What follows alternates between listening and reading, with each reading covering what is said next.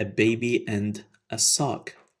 The mother gave her baby a red apple. The baby tried to eat the apple.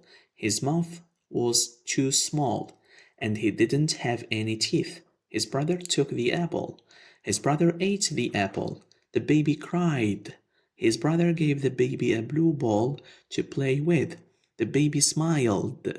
His brother took the ball from the baby. He rolled the ball on the floor.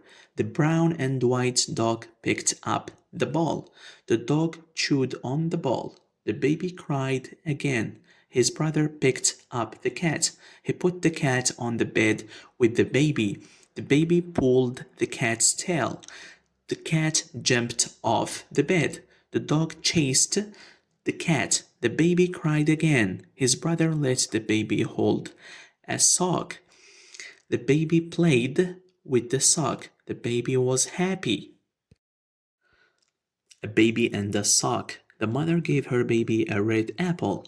The baby tried to eat the apple. His mouth was too small, and he didn't have any teeth. His brother took the apple. His brother ate the apple. The baby cried. His brother gave the baby a blue ball to play with. The baby smiled. His brother took the ball from the baby. He rolled the ball on the floor.